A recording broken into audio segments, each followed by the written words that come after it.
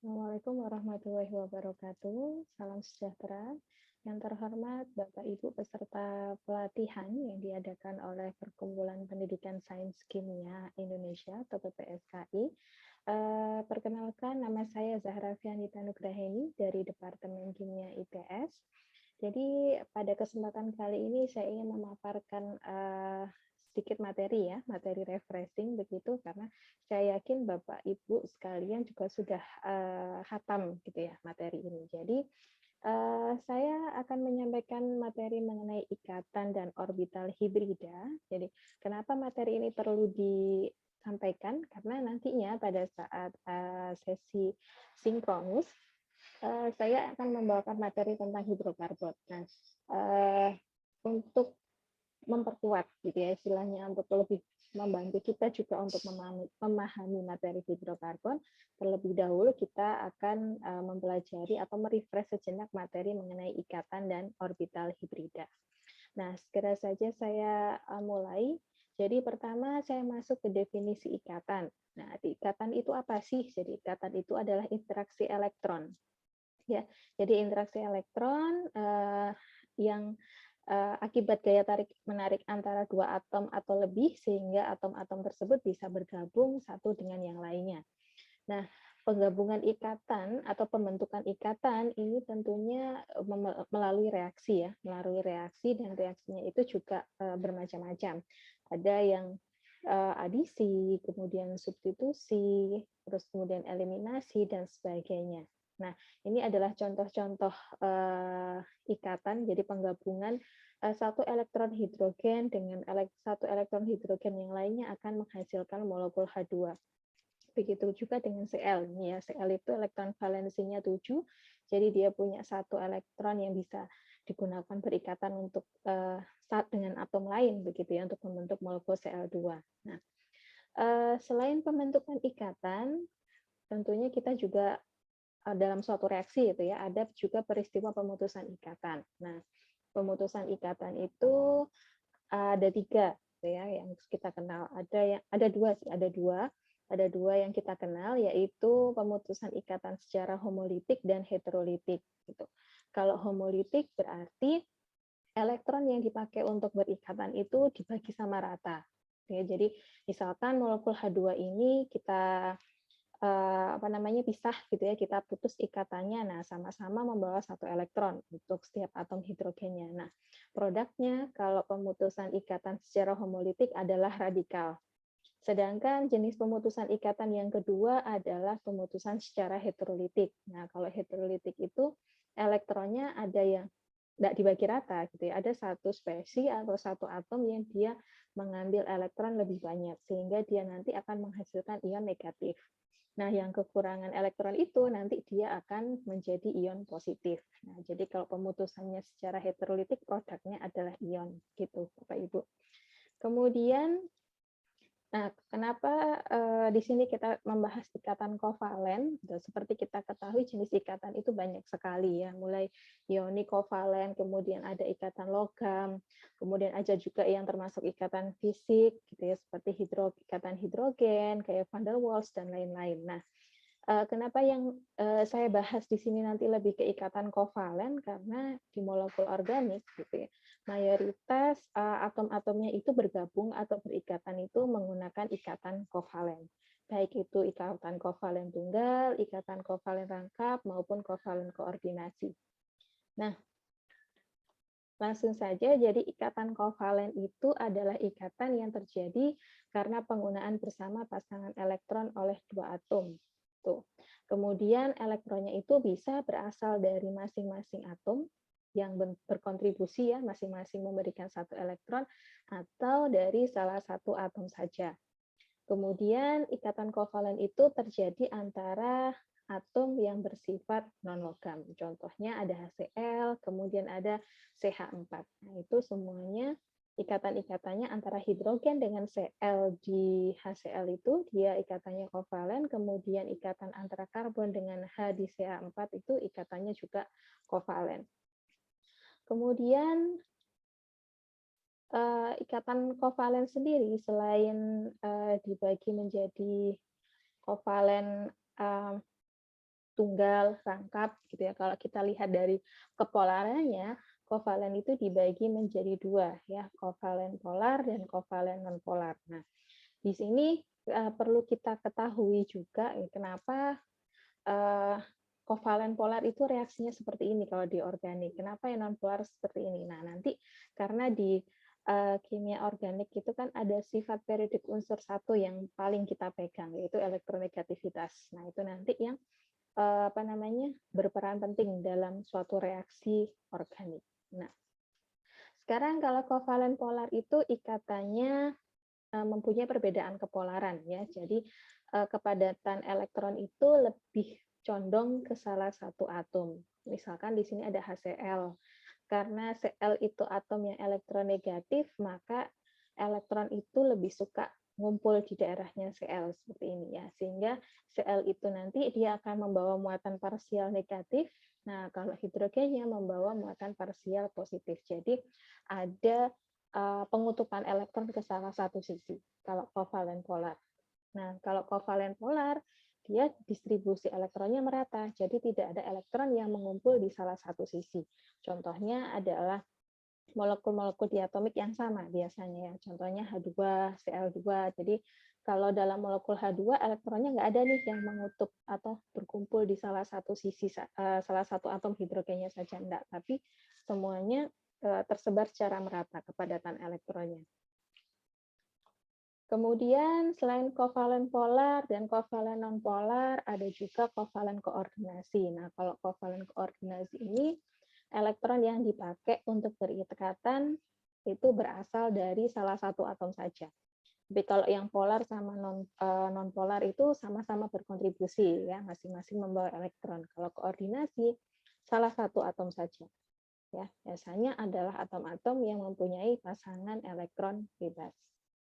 Kemudian kalau ada satu atom yang membawa pasangan elektron bebas, maka atom lain yang akan berikatan harus menyediakan orbital kosong. Contohnya di sini ada senyawa kompleks gitu ya, CONH3 6 kali 3+. Jadi nanti terjadi ikatan koordinasi itu antara atom kobalt dan nitrogen. Jadi nitrogen itu punya satu pasang elektron bebas, kemudian kobaltnya nanti dia menyediakan orbital kosong, sehingga terbentuklah senyawa kompleks CONH3 6 kali 3+. Nah, sekarang kita akan membahas mengenai elektronegativitas. Jadi, elektronegativitas itu memang salah satu sifat yang kita pegang dalam reaksi organik itu.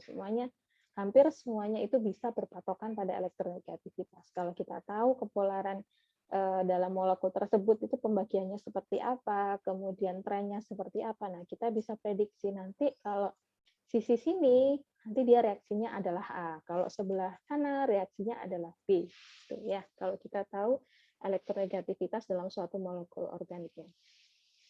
Nah, apa sih sebenarnya elektronegativitas itu? Jadi elektronegativitas itu kemampuan suatu atom untuk menarik kepadatan elektron ke arahnya.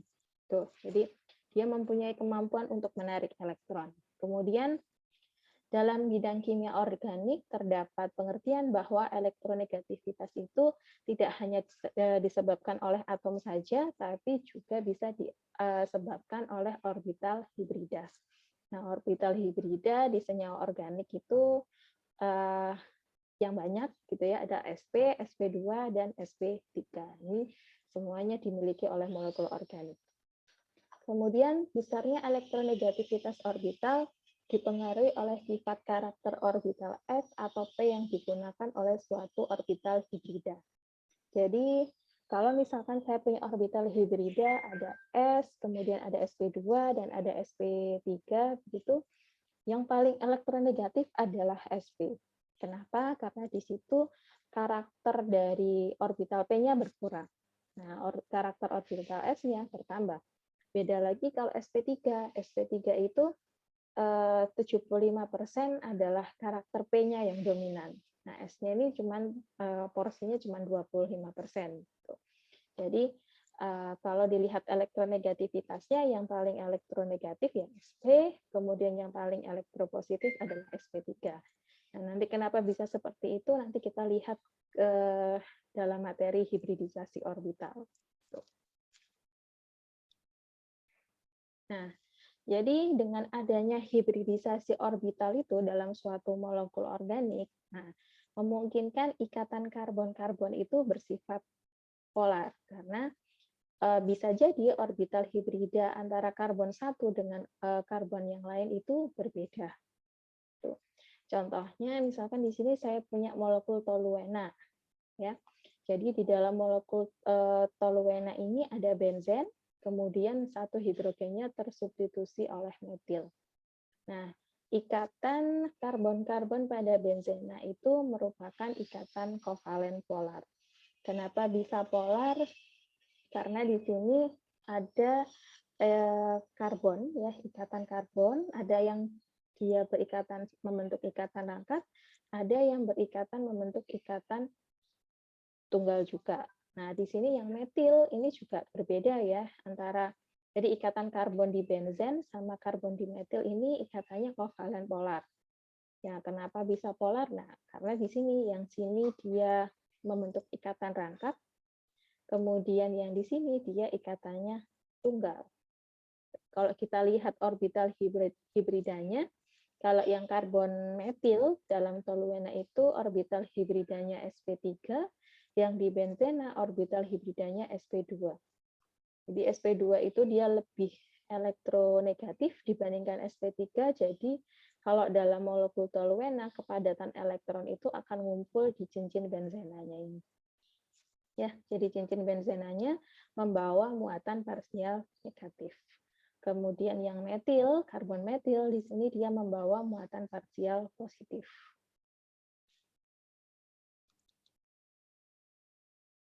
Nah, selain elektronegativitas, begitu dalam ikatan kimia, kita juga perlu mengetahui yang namanya muatan formal. Jadi untuk apa sih kita perlunya, ya? Apa perlunya mengetahui muatan formal itu? Jadi muatan formal itu adalah muatan hipotetik pada setiap atom, di mana jumlah muatan formal sama dengan jumlah muatan senyawa kovalen tersebut. Jadi muatan formal itu sangat berkaitan erat dengan yang namanya struktur Lewis. Ya, jadi kalau struktur Lewis ya jelas kita harus tahu ya posisi elektronnya yang dipakai untuk berikatan itu yang di mana. Tuh, jadi sebelum kita menentukan muatan formal, kita harus tahu dulu struktur Lewisnya bagaimana. Tuh, jadi muatan formal bisa dicari kalau kita tahu elektron valensinya, kemudian kita tahu berapa jumlah elektron yang berikatan, dan kita juga tahu berapa jumlah elektron yang bebas atau tidak berikatan. Nah, muatan formal ini nanti dapat digunakan untuk menentukan struktur mana sih yang stabil atau ikatan-ikatan mana yang stabil gitu. Atau kalau misalkan dalam molekul A itu ikatannya seperti ini tuh benar nggak sih gitu, kita lihat dari muatan formalnya. Tuh. Nah, sebagai contoh untuk menghitung muatan formal di sini ada H2SO4.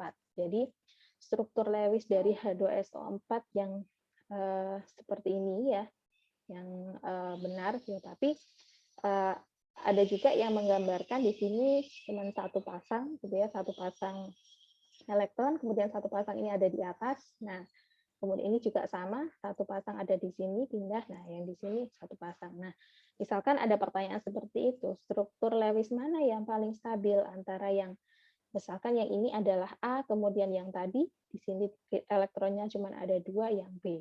Gitu ya. Jadi, mana yang lebih stabil, A atau B? Nah, kita bisa membandingkan. Gitu. Dari mana kita membandingkannya? Dari muatan formalnya.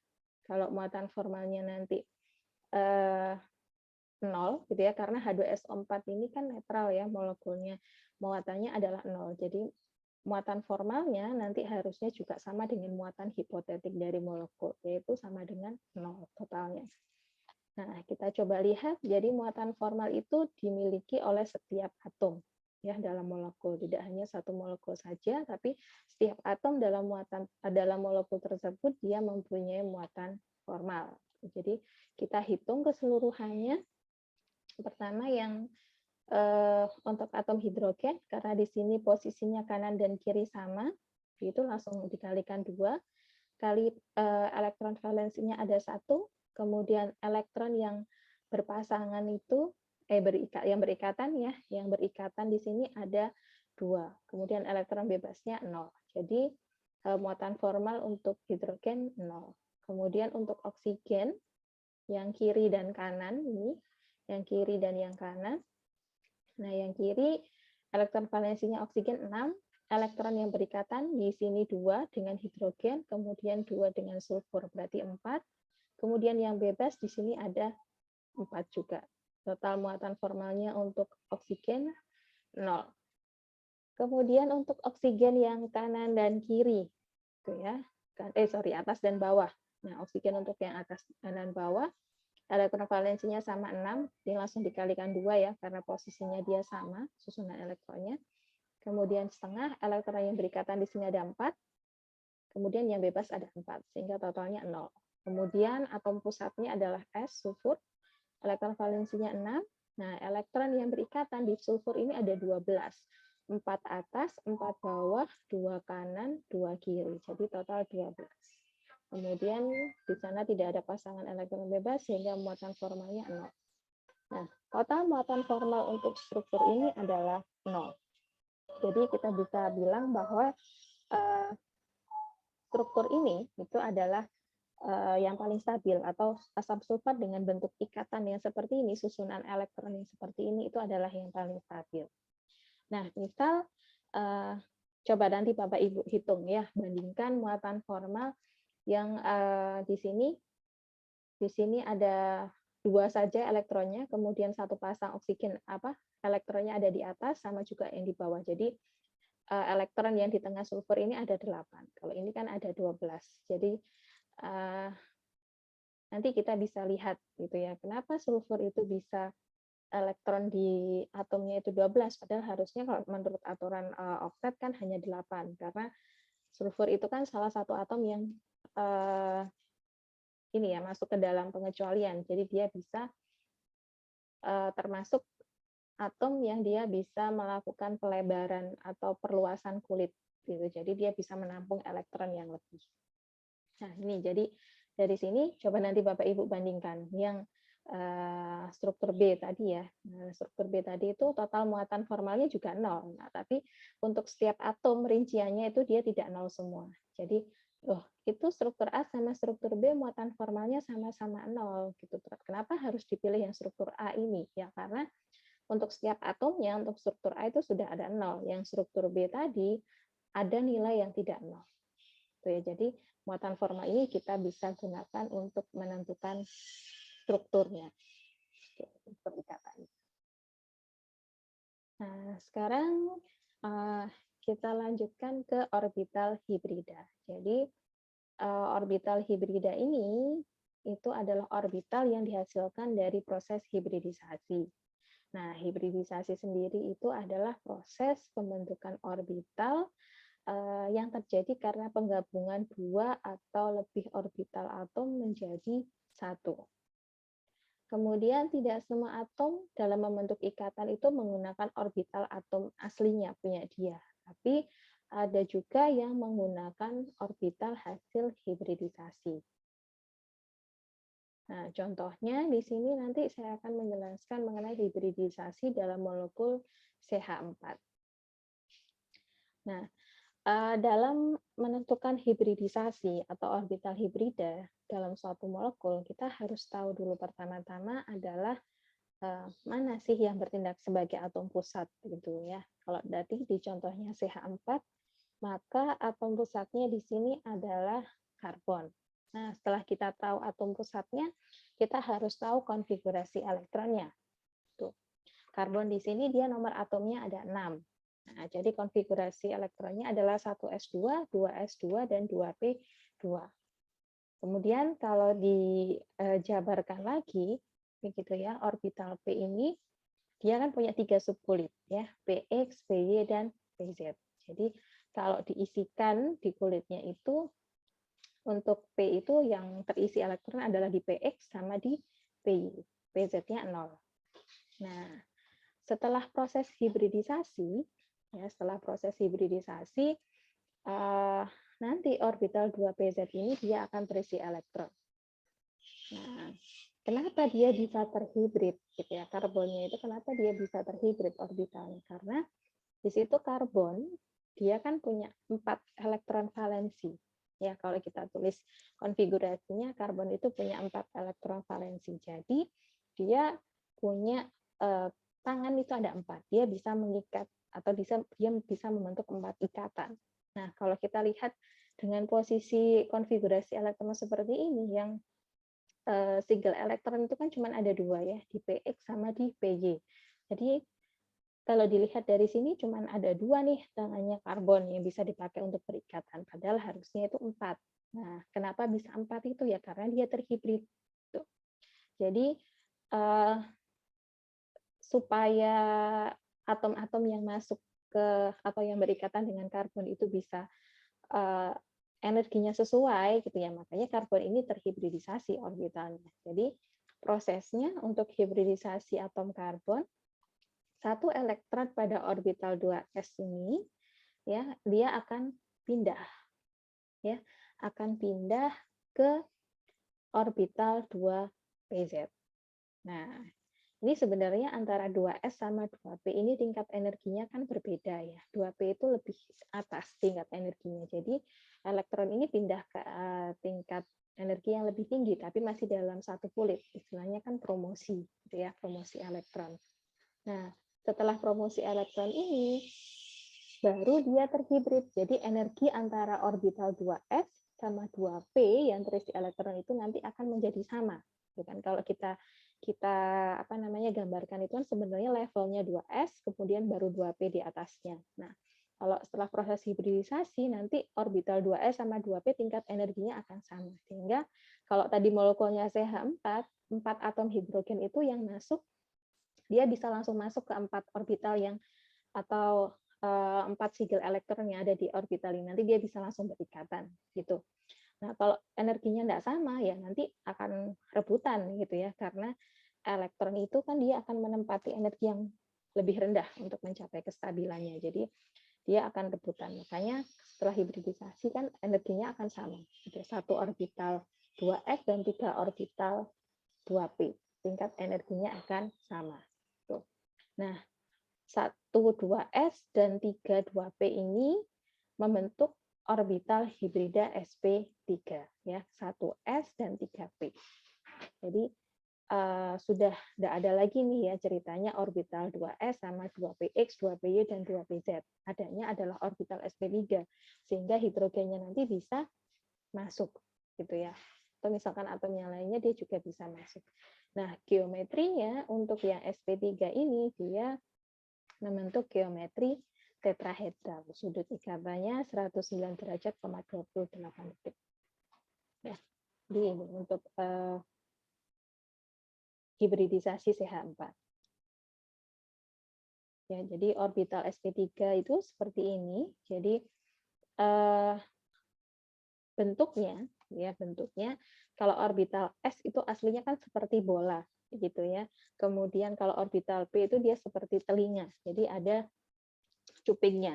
Nah, setelah 3 itu ya, 2s dan 2p itu gabung, maka masing-masing orbital bentuknya akan seperti ini. Jadi yang S itu akan nempel ke P, gitu. P itu kan modelnya seperti cuping gitu ya. Jadi nanti orbital S ini akan memperbesar gitu ya, akan memperbesar salah satu cuping dari orbital P sehingga bentuknya akan seperti ini. Kalau P saja kan bentuk cupingnya ini akan sama gitu karena S masuk salah satu nanti jadi lebih besar.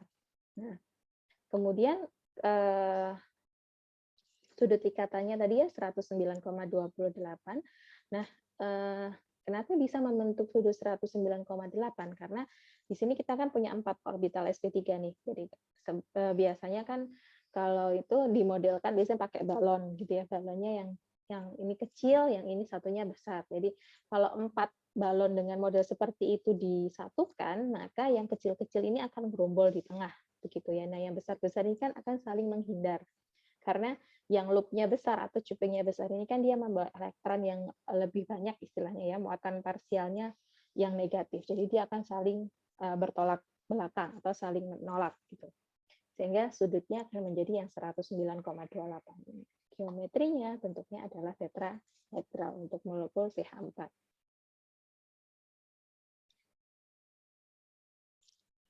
Nah, kalau tadi yang CH4 itu dia 2s dan 3 orbital P yang terhibrid menjadi 4 orbital sp3. Nah, bagaimana kalau misalkan tidak terhibrid semua? Ya, misalkan yang terhibrid hanya 2s sama 2 orbital P. Maka orbital hibridanya apa namanya? Orbital hibridanya namanya adalah sp2. Ya, gabungan dari 1,2s dan 2p. Jadi orbital hibridanya sp2. Nah, kemudian satu orbital p yang tidak terhibrid itu kemana gitu ya? Dia akan tetap di situ dan dia juga akan tetap berikatan. Contohnya molekul yang punya orbital hibrida sp2 itu etena. Ya, jadi di etena itu C2H4 ya. Jadi di ikatan karbonnya itu kan double bond ya, dia double bond. Jadi dalam ikatan double bond itu kan terdiri dari ikatan sigma sama ikatan pi. Tuh ya. Nah, ikatan sigmanya kalau ikatan karbon-karbon itu, ikatan sigmanya itu terbentuk dari overlapping orbital sp2 dan sp2. Kemudian ikatan pi-nya itu adalah overlapping orbital p. Jadi orbital P yang tidak terhibridisasi itu ya, di situ yang punya 2P yang tidak terhibridisasi, maka dia di sana akan gabung dengan orbital P atom yang lain membentuk ikatan pi. Jadilah dia ikatan rangkap. Nah, jadi kalau kita lihat di molekul etena begitu ya, ikatan antara karbon dengan hidrogen itu ikatannya terdiri atau terbentuk dari orbital sp2 punyanya karbon dan orbital s punyanya hidrogen. Di semuanya sama seperti itu. Kemudian kalau ikatan antar karbon-karbonnya kan ada ikatan sigma, ada ikatan pi tadi ya. Yang ikatan sigmanya itu antara sp2 karbon 1 dengan sp2 karbon yang lain, sedangkan ikatan pi-nya adalah hasil penggabungan atau overlapping dari orbital P-C1 sama orbital P yang C2 yang tidak terhibrid tadi. Sehingga jadilah etena. Tuh. Kemudian kalau misalkan yang terhibrid hanya satu orbital S dan satu orbital P, jadinya orbital hibrida apa? Orbital hibridanya namanya sp. Geometrinya linier. Contoh molekulnya yang punya orbital hibrida sp itu adalah etuna, C2H2. Ya, jadi dari proses hibridisasi itu ya berarti ada 2 orbital P punyanya karbon yang tidak terhibrid. Nah, itu nanti dia akan berikatan atau overlapping dengan orbital P karbon yang lain, gitu ya kan ada 2 karbon di situ sehingga nanti dia membentuk ikatan pi. Jadi kalau di etuna itu kan terdiri dari 1 sigma dan 2 pi ikatannya ya. Nah, ikatan pi-nya dihasilkan dari overlapping orbital P tadi. Kalau dijabarkan lagi, itu ikatan sigma yang terbentuk antara karbon dengan hidrogen pada molekul etuna itu terjadi antara orbital hibrida sp punyanya karbon dengan orbital hibrida s-nya punyanya hidrogen. Kemudian kalau di ikatan karbon-karbonnya, ikatan sigmanya terbentuk dari overlapping orbital sp dengan sp punyanya karbon 1 dan karbon 2, kemudian ikatan pi-nya, 2 ikatan pi terbentuk dari overlapping orbital p, 2 orbital p untuk masing-masing karbon tadi yang tidak terhibrid. Gitu. Nah, itu. Jadi dari proses hibridisasi itu tadi, maka muncullah tadi itu ya ikatan kovalen tunggal dan ikatan kovalen rangkap. Aslinya dari sana. Kemudian, nah kalau dari kovalen rangkap itu contohnya ada di molekul etena sama etuna itu tadi ya. Jadi karbonnya terhibridisasi gitu ya, orbital dari atom karbon itu terhibridisasi sp2 atau sp, kemudian dia akan membentuk ikatan rangkap 2 jika terhibridisasi sp2, dan dia akan membentuk ikatan rangkap 3 jika terhibridisasi sp. Nah, dalam ikatan rangkap ini ada 2 jenis ikatan yang seperti sudah saya jelaskan tadi, ada ikatan pi dan ada ikatan sigma. Kalau ikatan sigma itu kan istilahnya ikatan dasar ya, berarti ikatan tunggal ya itu semua adalah ikatan sigma. Kalau kemudian ada rangkap itu baru ada ikatan pi di sana. Nah, kemudian satu lagi jenis ikatan yang ada yang sering gitu ya, sering kita temui di molekul organik. Ini ikatannya ikatan fisik, yaitu ikatan hidrogen. Jadi kalau ikatan hidrogen kan memang tidak melibatkan interaksi elektron secara langsung ya, hanya gaya tarik menarik secara elektrostatik saja.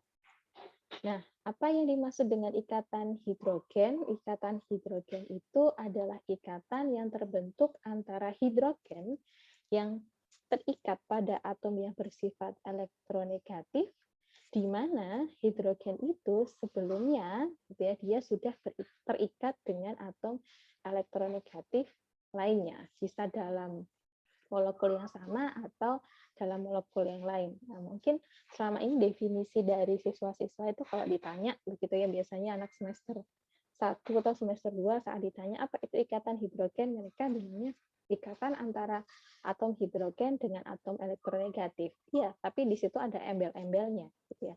Hidrogennya itu sudah harus terikat lebih dulu ke atom elektronegatif yang lain. Itu yang biasanya terlewat, terskip gitu. Jadi kalau ikatan hidrogen itu dia bisa muncul gitu ya, atau bisa terjadi dalam satu molekul atau antar molekul. Nah, contohnya kalau yang antar molekul itu ada H2O di air, itu ada ikatan hidrogen. Jadi di sini ikatan hidrogen itu yang saya gambarkan dengan garis putus-putus. Jadi ikatan antara hidrogen dengan atom elektronegatif, oksigen, benar ya? Gitu ya. Tapi hidrogennya ini sudah harus berikatan dengan atom elektronegatif yang lain. Nah, ini baru bisa kita sebut sebagai ikatan hidrogen. Kalau ikatan yang solid, yang garisnya solid ini, itu namanya ikatan kovalen. Tuh, ya, jadi ada syaratnya. Ini kalau yang antar molekul, contohnya di H2O. Kemudian kalau dalam satu molekul, gitu ya, contohnya di sini, saya punya asam karboksilat, gitu ya, ada gugus karboksilat di belakang. Kemudian hidrogennya ini dia mengalami interaksi elektrostatik dengan atom oksigen dikarbonil di dalam satu molekul itu ya. Jadi dalam satu molekul itu ada 2 atom karbonil. Nah, ini dia berinteraksi. Nah, ini yang kita sebut sebagai ikatan hidrogen. Hidrogennya berikatan atau berinteraksi secara fisik dengan atom elektronegatif oksigen, tapi hidrogennya sudah berikatan lebih dulu dengan atom elektronegatif yang lain. Ya, jadi ini yang biasanya sering terlupakan untuk yang ikatan hidrogen. Nah, baik Bapak Ibu, sekian untuk refresh materi mengenai ikatan dan orbital hibrida. Semoga bermanfaat dan sampai jumpa di sesi sinkronus. Saya akhiri. Assalamualaikum warahmatullahi wabarakatuh.